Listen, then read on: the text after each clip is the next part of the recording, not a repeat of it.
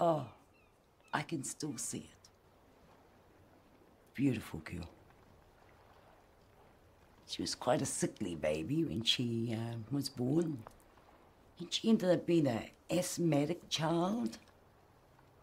But when she became a mum, oh, she was a beautiful mum. Absolutely beautiful mum.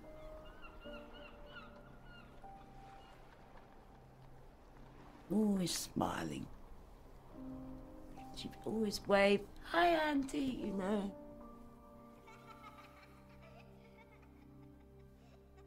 Just what happened to her is so sad. You know, it still hurts today. It'll probably hurt forever. What happened to Janet?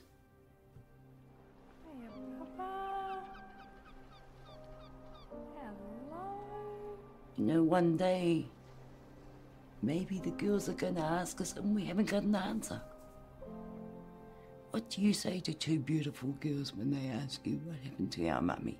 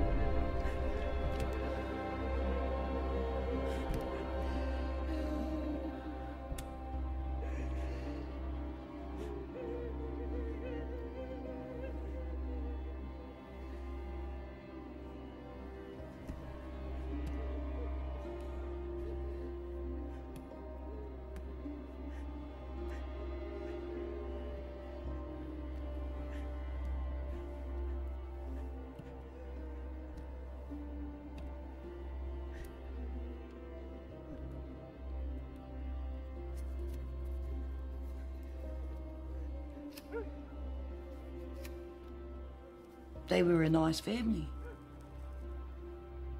We all went to the same school together. Played together, we did things together, you know. I was quite close to some of Janet's aunties on that side. I'm still in shock that they let this happen. That they went that far to try and heal her.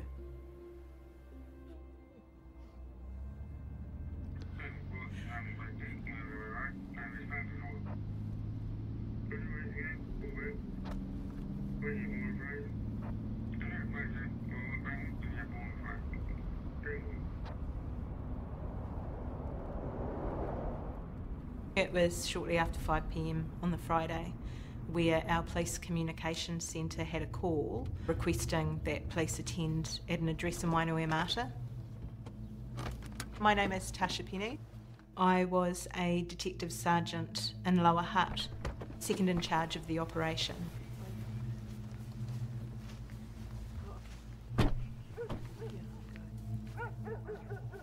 What we could never have appreciated when we first walked through the door was that what was about to unfold was something incredibly unique, something incredibly tragic, and something very challenging.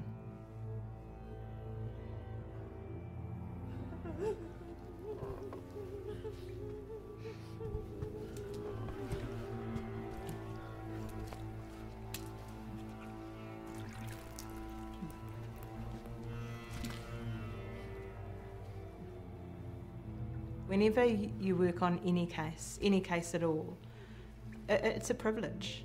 You have a really big job to do, and we worked very hard to understand how a family could do that to one of their own.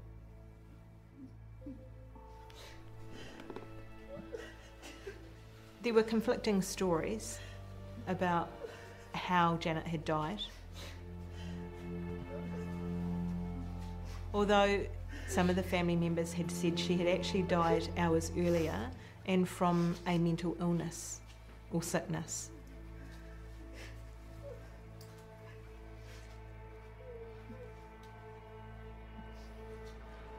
It was a matter of trying to unravel what had happened, trying to work back. We talked to in excess of 70 people. We let them tell their story. One person saying it probably doesn't have a lot of weight. But when a whole lot of people are telling you the same story, then there's something in that. Take a seat.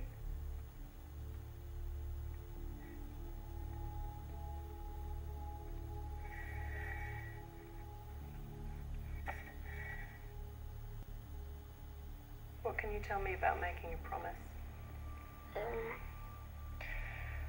A promise is being truthful to the person that you made the promise to. So do you promise me? Everything we talk about in this room today will be the truth? Yeah, if I can remember. So what I'll get you to do is... Just read that card out aloud, please.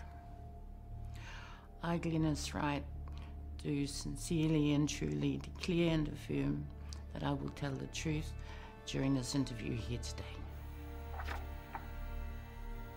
I, John Tahana Rawiri, sincerely and truthfully affirm that I will tell the truth in this interview here today. This family cooperated fully with the police. My name's Phil Mitchell. I was defence counsel, tasked primarily with researching the case. They genuinely believed there was something very malignant and dangerous within her. You can't just act on bizarre beliefs and kill someone and nothing's done about it. My name's Grant Burston.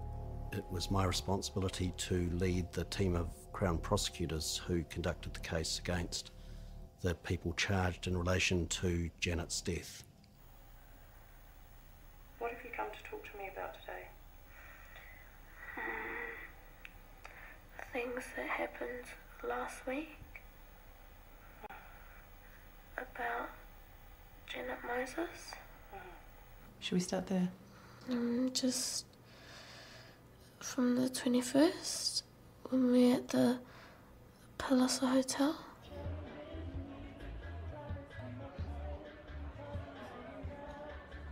On the Saturday night, there was a 21st function for Janet's sister at the Palazzo Hotel in Wainuiomata. You have close families, but this was extraordinary.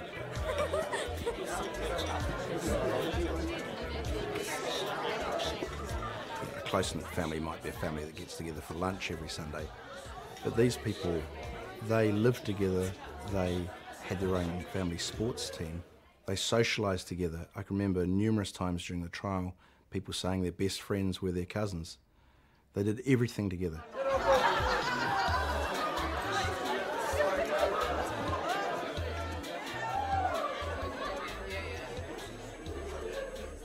Janet had a very difficult time in the weeks leading up to her death. There seemed to be a complete and total change in her. Well, Jen was just sitting, gazing at the wall. She didn't look right. This was quite a shock to everybody around her. It seemed to have come on very quickly. My name is Dr. Rhys Tapsell. I'm a consultant forensic psychiatrist and I'm also of Māori origin and have, through my life, been involved in the interface between particularly psychiatry and cultural practice. Janet had a very close and loving relationship with her grandmother. Her grandmother passed away relatively recently. And she'd also had some fairly major stressors in terms of a relationship. And I think the combination of those things are likely to have put a huge amount of pressure and stress on her.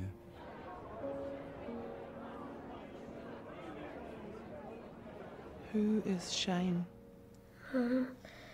That's Janet's partner. They've been together for around 9 years, I think. Tell me about him that night. Oh, my darlings. Come on, we'll go. Just gonna hang out with the boys for a little bit. Come here with the kids.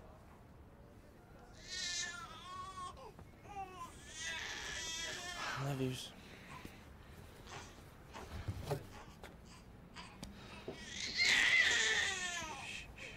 She learnt of an infidelity with her partner, and after that she became very withdrawn.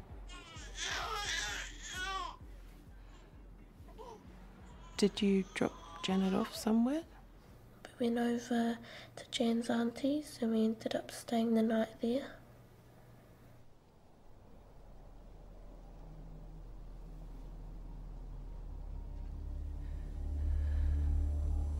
They're coming, they're coming, they're coming, they're coming, they're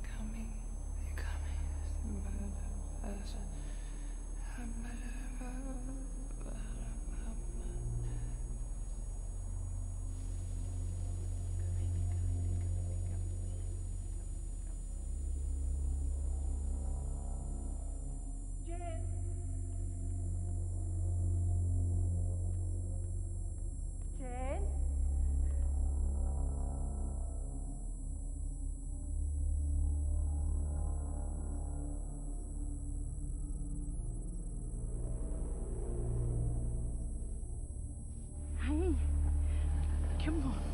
Come back inside now. Come on. You're okay. Our girl was in danger.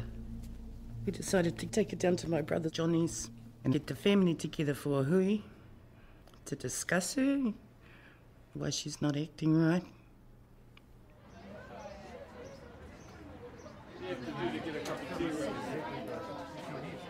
Oh, yeah, come here. They, I think, had regular family meetings to discuss anything that popped up, which is quite a lovely traditional way. I mean, maybe it's the way we all were generations ago. And unfortunately, the grandmother had died, and she had been a great matriarch of this family for a long time, and she would always take charge in situations like this, but she wasn't there.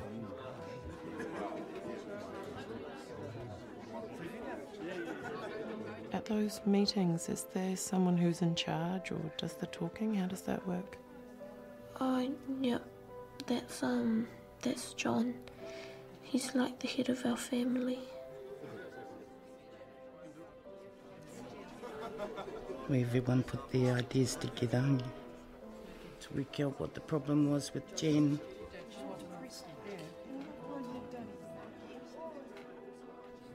Normally she's happy-go-lucky, yeah? We all knew something was very wrong. Something deep.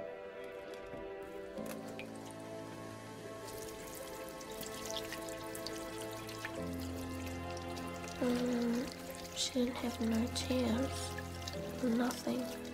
She was just sitting there. And as hot as she was, she still wouldn't take off her jacket.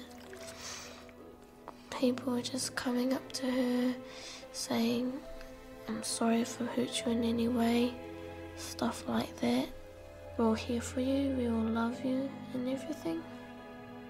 And did Janet talk at the meeting? She was just staring at the ground and stuff. She's just around. She was like that.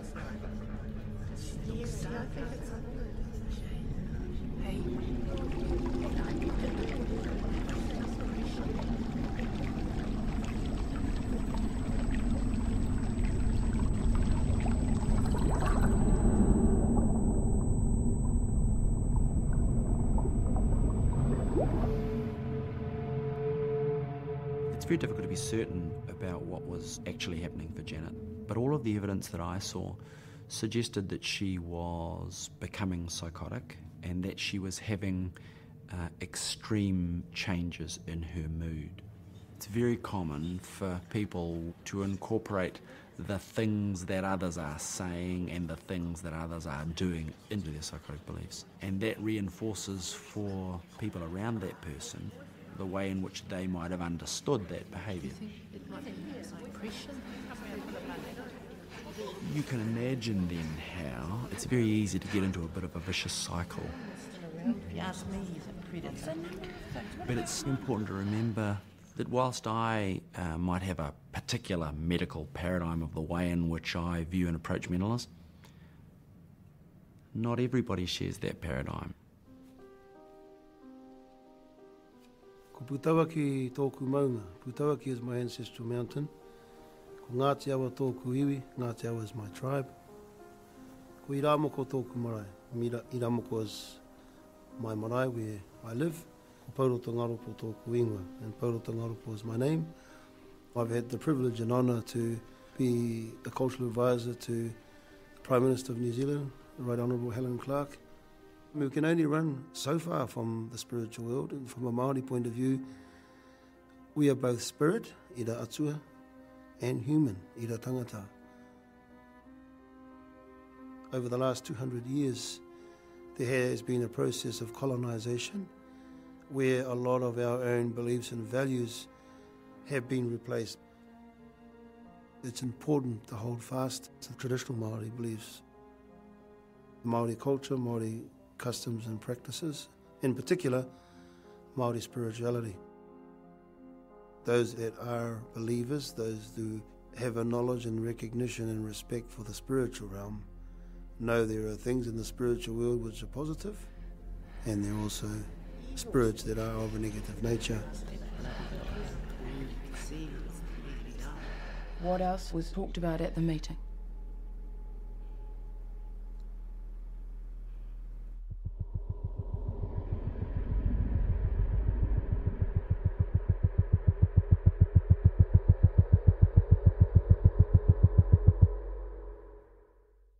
There was a lion statue, which had actually been stolen several weeks before from the Greytown Hotel.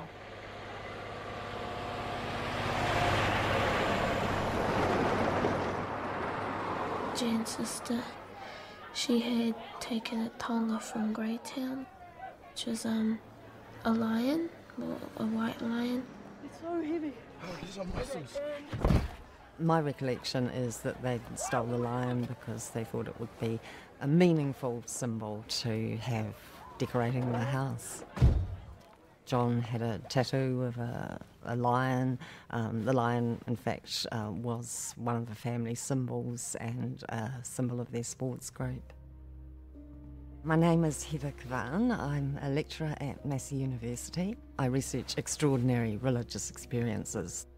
I made a study of the Moses manslaughter trial and felt a connection with the case because I was raised in Wainuiomata, and Wainuiomata is a place, well, it's suburbia, it's surrounded by 3 hills, very cut off, but there are pockets of intense spirituality.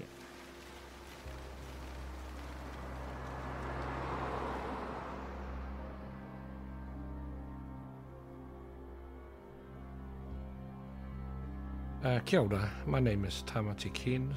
I'm from Wainuiomata, or resident of Wainuiomata, and have been since 1981. I used to deliver a social work program back home. One particular session we had, Hohepa Kireopa took us down to the little stream in Waimana. He said, choose a little stone. He says, now name your stone around someone or something special in your life.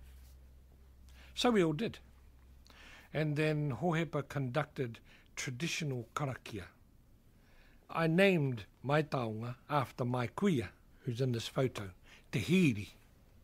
And after karakia he said, well, if your heart is where your decision was, and you believe in the power of karakia, then that stone is now a taonga.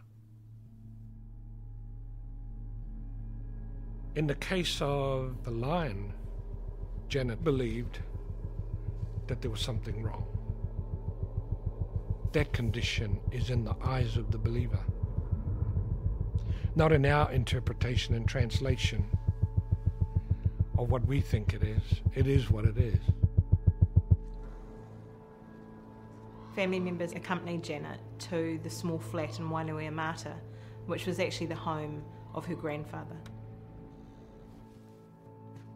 We set up the bedroom for Janet to sleep in, but she didn't want to sleep in there, and she slept in Koro's bed in the lounge.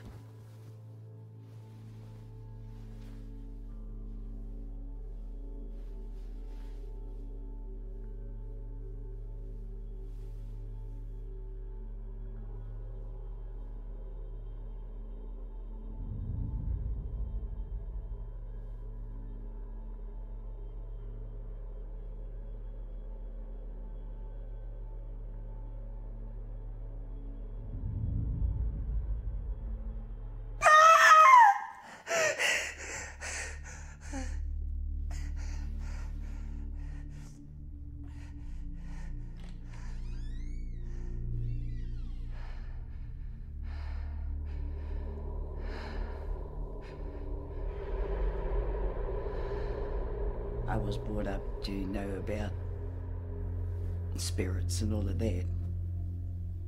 But how I was brought up, when you take something from a marae or wherever it was taken, yes, you would be hit. Something will happen to you, but it always hits the weakest. Because Janet being the sickly one out of all of them, yes, it would have hit Janet.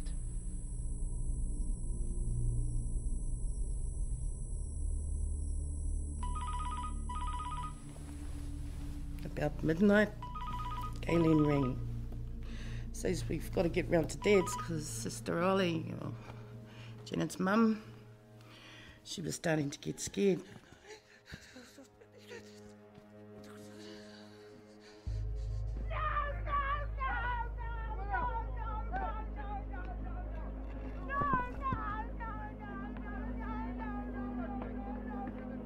You were up all Sunday night with you.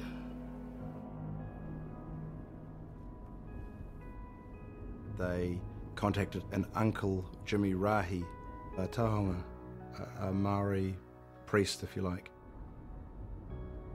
The prosecution didn't question that calling in the tauhanga was entirely appropriate in Maori culture.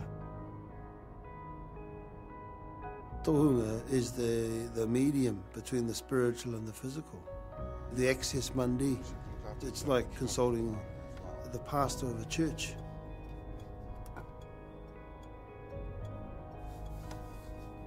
They would trust absolutely in the tohunga's advice given them. That advice was, it's like God's word. Kia ora tāku whangaunga e. Kapai, anything to help the family.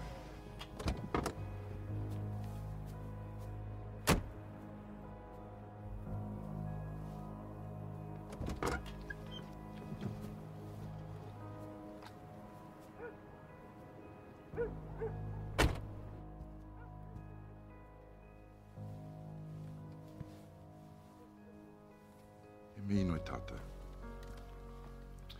E iho tituri iho koe I te rangi. Maharatia no hoki tēnei pōnanga au whakamāmakia tōna mate. Arai atu iaia ngā rauhanga a te hoeriri, kia mautoni hoki tōna ngākau I rungi te rangi Mārie, ko I kuraiti tō mātou ariki. Āmine. It wasn't until Jimmy came out and that we were told that it was Makutu.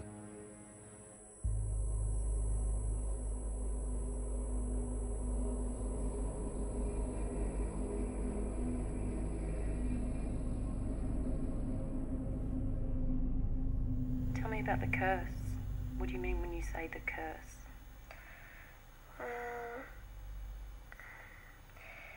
It's like a Māori curse. It kind of makes you mentally sick, I think it is. It's kind of hard to explain.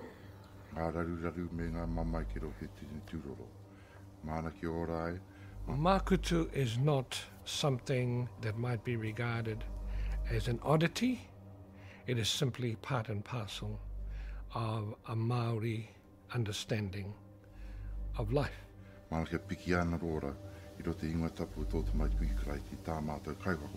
traditional times, makutu was used as a means of protection or a revenge mechanism if someone had killed or hurt your family. It's really cursing them and damaging their soul, their mind, their heart, and who they are. It's extremely difficult for a Pākehā, New Zealand, European person to get information from Māori about Makutu. I did manage to find one piece of information, which is a PhD thesis written by Gluckman. Māori told him that they often thought that white Pākehā doctors misdiagnosed Makutu afflictions as psychiatric illnesses. What happened next? Blessed her with water, like a church christening, and the karakia to ward off the evil. You never talk about this sort of thing, eh? In 1814, our ancestors were introduced to Christianity at Ōnihi in the Bay of Islands. And now that's become sort of one of the ways of how our people see our own concepts. There was a whole shift away from the spiritual structure of Māori society. And now we are confronted with Makutu. How well do we understand actually what's happening? And what is it that we're doing to ensure that we have the right advice around us? At this point, Jimmy Rahi had a revelation that would change the course of events dramatically. He said that he had a vision of 3 claws in Janet. The lion. That lion from Greytown Australia. It's outside.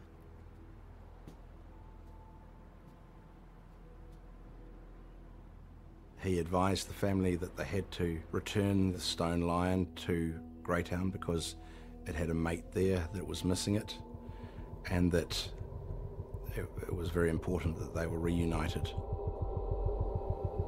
Jimmy said the lions had been together for over 100 years. And what did Jimmy do? I think he blessed the whare. And he said the lion had to go back.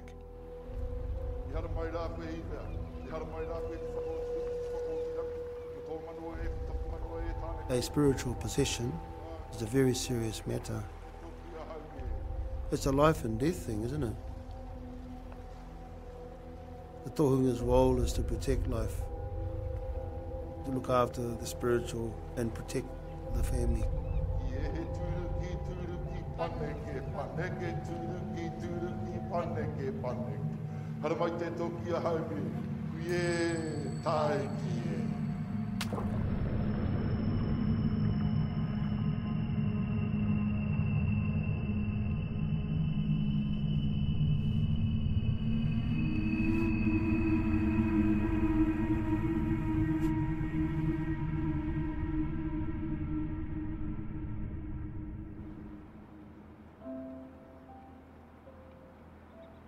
So the following day on the Tuesday, it was a convoy.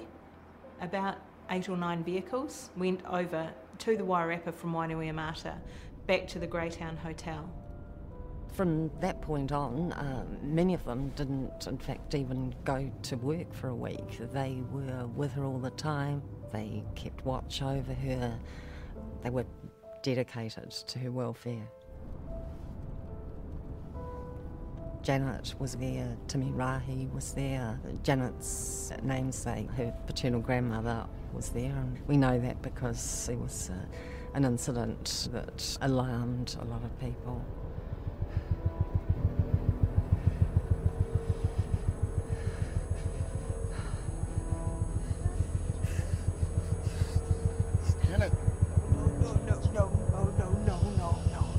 No, not you. No, you. No, you. No, you shouldn't even be here. What are you doing here? What are you doing? You shouldn't be here. No. You all right? When this car stops, I'm gonna kill you. When this car stops, I'm gonna kill you. I'm gonna kill you. Come on, you stay. When this car stops, I'm gonna kill you. I'm gonna kill you. I'm gonna kill you.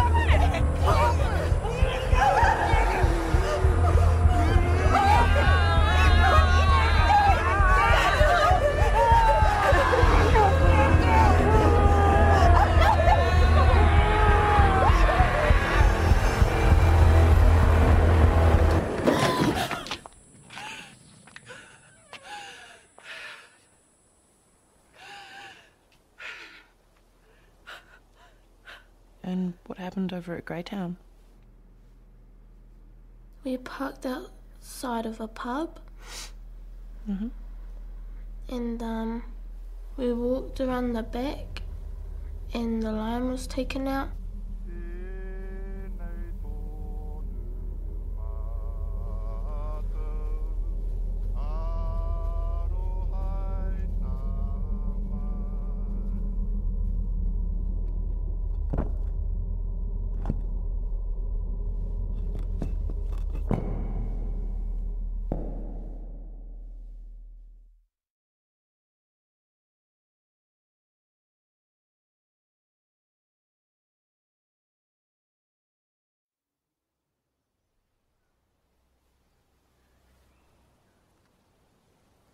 He honore he krorea he maungaronga ki rungi ki te whenua he whakaro pai ki ngā tangata katoa.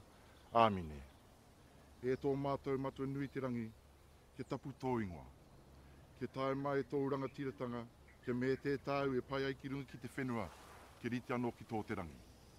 Ho mai ki a mātou ai nei he tarongo mātou mo tēnei rā. Urua mātou hara, me mātou hoki e muru nei i te hunga e rāna ki a mātou. Au hoki mātou e kawea kia whakawaia, engari whakaorangi a mātou i te kino.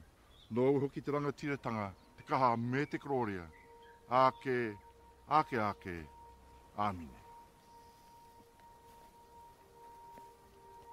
In the spiritual domain of Māoridom, it's all about goodness and love, not about death.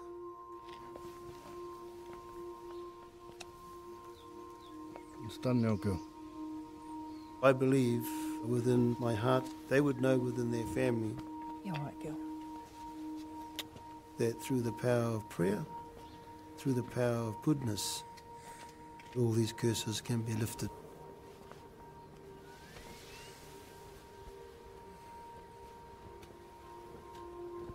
Apparently, in the hours that followed, she improved.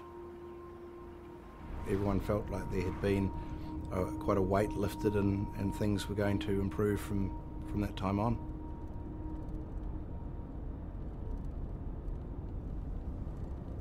We came back to Wainui from Greytown and I think everybody went to Koros and then we had a feed of fish and chips. Andy, Joe, what's that fish stuff? Get that one.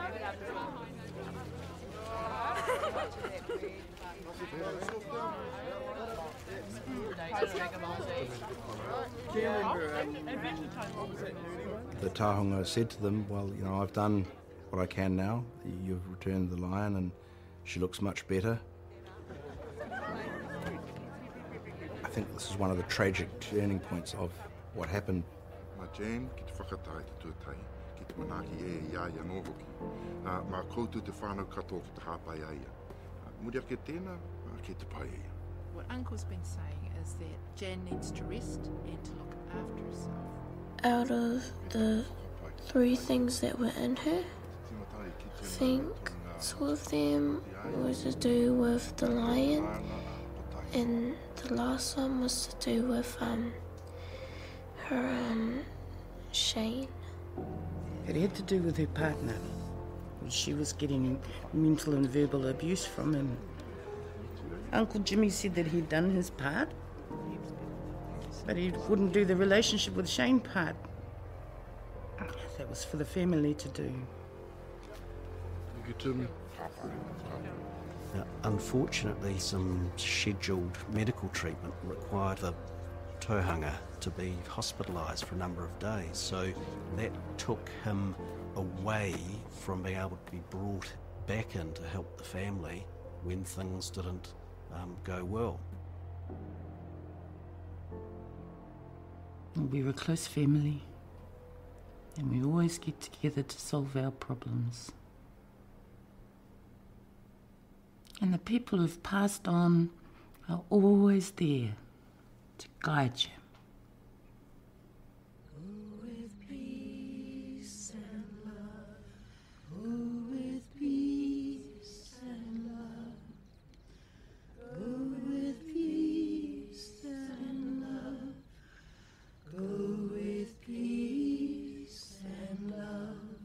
Addressing the demon that they believed was inside her, they said over and over and over again, Go with peace and love.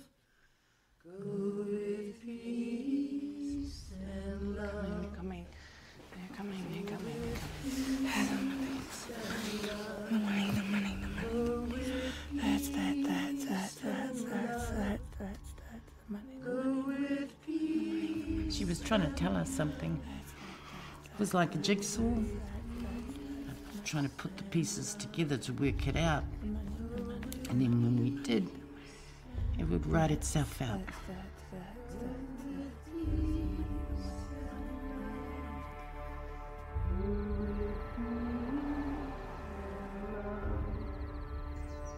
Go with peace and love. Go with peace and love. Go with peace and love. Go with peace and love. Lord Jesus, we have come together in your name, and it is written that whatever we ask shall be given. We ask for complete and full healing for Janet Moses. We ask this in your name, Jesus. Thank you, Lord. We have received your blessings for this child. Amen. Go with peace and love. Go with peace and love. Go with peace and love.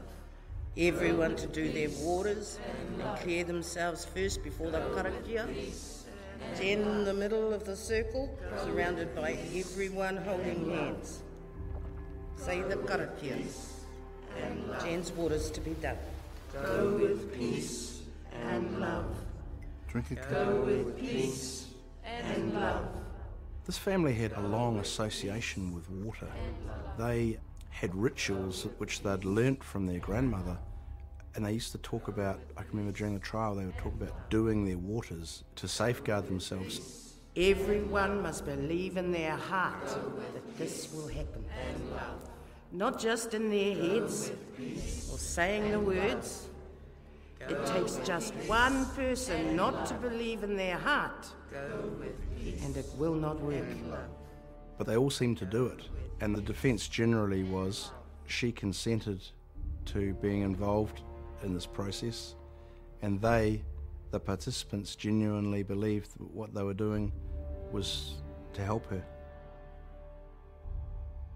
But this is a family that deeply respected their elders, and who's Janet to question that they're doing what they're doing in her best interests? They didn't ask or consider the question whether Janet was consenting.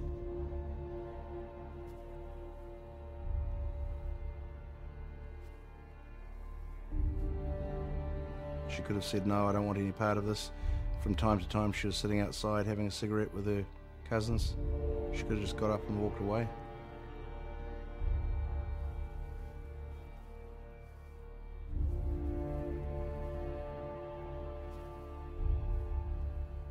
And she didn't.